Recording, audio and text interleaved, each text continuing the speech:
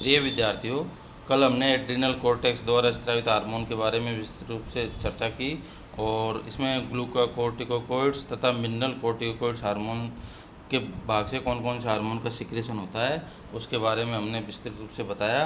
आज हम गोनेडोकॉर्टिकोइड्स हार्मोन्स के बारे में बताएंगे। गोनेडोकॉर्टिकोइड्स कौन कौन से हार्मोन का सिक्रेशन होता है। एड्रोजन, ओस्ट्रोजन और प्रोजेस्टेरोन हार्मोन आते हैं। अतः लिंग हार्मोन एड्रिनल ग्लैंड के कॉर्टेक्स के जोना रेक्टिकुलेरिस द्वारा स्रावित किए जाते हैं।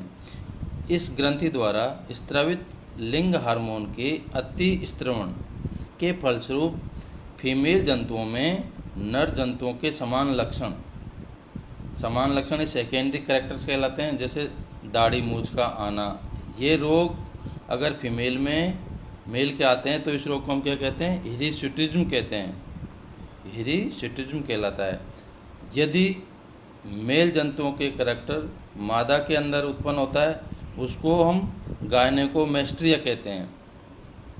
इसके अंतर्गत मेल के अंदर फीमेल के जो मेमल स्तन होते हैं उनका विवर्धन अधिक हो जाता है और या उनका डेवलपमेंट अधिक होता है। इसको हम कहते हैं गायनेकोमेस्ट्रिया। ठीक है।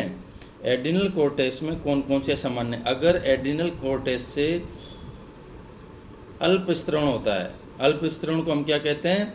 हाइपोएड्रिलिज्म कहते हैं। एड्रिनल कॉर्टेक्स से अगर हार्मोन का अल्प स्त्रवण होता है उसको हम हाइपोएड्रिलिज्म कहते हैं।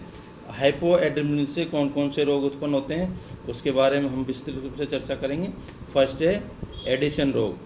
एडिशन रोग एड्रिनल ग्लैंड के ग्लूकोकॉर्टिकोइड के अल्प स्त्रवण का प्रभाव सर्वप्रथम थॉमस एडिसन ने किया, जिसमें निर्जलीकरण यानी कि डिहाइड्रेशन, ब्लड प्रेशर कम हो जाता है, सोडियम तथा जल का उत्सर्जन बढ़ जाता है, भूख का न लगना, वजन में कमी, उल्टी व दस्त का लगना, चेहरे, गर्दन, हाथ की त्वचा में मेलानिन के कारण काला रंग के चकत्ते पड़ जाते हैं।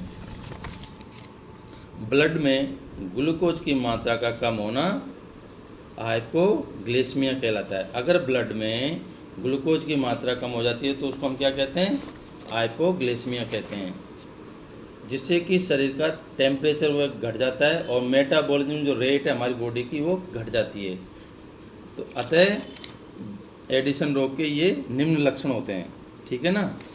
एडिशन रोग की खोज किसने की? थॉमस एडिसन ने की।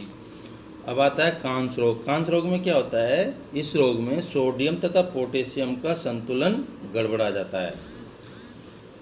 सोडियम और पोटेशियम आयन का अगर संतुलन गड़बड़ाने से कौन सा रोग होता है? कांच रोग होता है।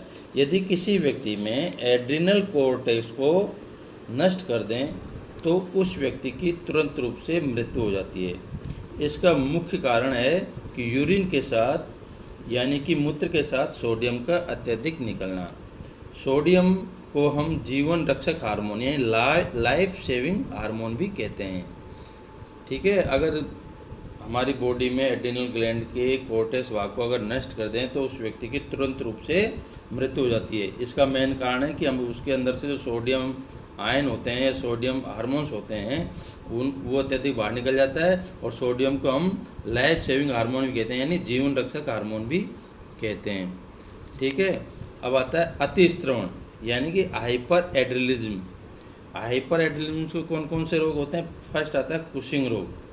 कुशिंग रोग के अंतर्गत हार्मोन की अधिकता के कारण बॉडी द्वारा सोडियम आयन में अधिकता, फेशियल भाग में हल्की सूजन आना, देह में कैल्शियम आयन की कमी, क्षारों की मात्रा में कमी तथा अस्थिल का जो बोन्स होती है वो दुर्लभ हो जाती है और जो मांसपेशियाँ होती है वो अत्यधिक शिथिलन यानी कि शिथिलन हो जाती है।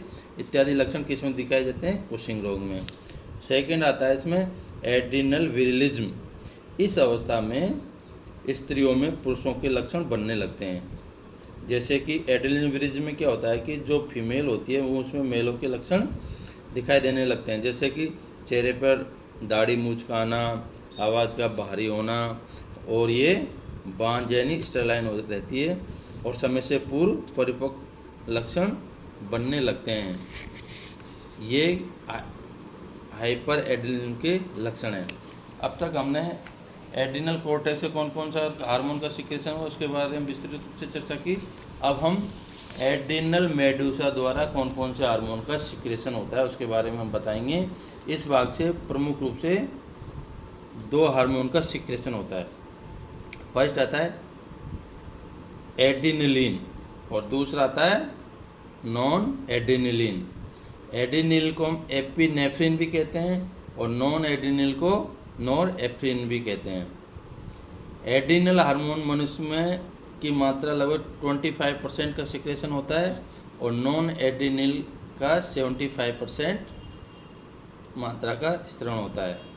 इस हार्मोन की आणविक जो मॉलिक्यूलर स्ट्रक्चर है इसके बारे में सर्वप्रथम एक्सलॉर्ड ने 1962 में बताई और इस हार्मोन को हम कैटेकोलेमिज्म हार्मोन भी कहते हैं। और ये हार्मोन टायरोसिन एसिड से संश्लेषित उत्पन्न होते हैं। यह हार्मोन को हम आपात हार्मोन या इमरजेंसी हार्मोन भी कहते हैं। आपात अवस्थाओं के दौरान हार्मोन आवश्यक मात्रा में स्रावित होकर पेशियों के लीवर, मस्तिष्क इत्यादि को अत्यधिक सक्रिय बनाकर परिस्थितियों से मुकाबला करने के लिए अधिक ऊर्जा उत्पन्न कराते हैं। इसीलिए हम इसको क्या कहते हैं, हम इमरजेंसी हार्मोन भी कहते हैं। नॉन एड्रिनल हार्मोन ब्लड के संवहन प्रवाह तथा एड्रिनल उपापचय क्षेत्रों का संचालन कर जंतुओं को फाइट एंड फ्लाइट यानी कि करो या मरो अथवा भागो जैसी परिस्थितियों से निपटने हेतु तैयार करती है। W.B. कैनन के अनुसार एपिनेफ्रिन ही आपातकालीन हार्मोन कहलाता है। जंतु को भय की स्थिति में त्वचा का पीला पड़ना, बालों का खड़ा होना, धड़कन का तेज होना, आंखों में क्रोध के कारण लाल होना इत्यादि रूप किस कारण से एपिनेफ्रिन हार्मोन की प्रभाव के कारण दिखाई देता है। कल एक विद्यार्थी ने फ़ोन करके मेरे से एक प्रश्न पूछा था, सर सिंपल ग्लैंड और कंपाउंड ग्लैंड में क्या अंतर है। सिंपल ग्लैंड हम उस ग्लैंड को कहते हैं जो अनब्रांच डक्ट होती है यानी कि अशाखित नलिका होती है, उसको हम सिंपल ग्लैंड कहते हैं। There are only single secretion unit. इसके जैसे उदाहरण हैं पसीना ग्रंथि, गैस्ट्रिक ग्लैंड इत्यादि। इसको हम सिंपल ग्लैंड कहते हैं। कंपाउंड ग्लैंड ये ब्रांच डक्ट होती है यानी कि शाखित नलिका वाली ग्लैंड होती है। इसके अंदर एक्सोक्राइन एंडोक्राइन ग्लैंड दोनों मिश्रित होती है, इसलिए इसको कंपाउंड या संयुक्त ग्रंथि भी कहते हैं। इसका जो मेन उदाहरण है वो पैंक्रियाज ग्लैंड या जो गोनेड जो जनन ग्रंथि होती है, ये कंपाउंड ग्लैंड के उदाहरण हैं। ठीक है।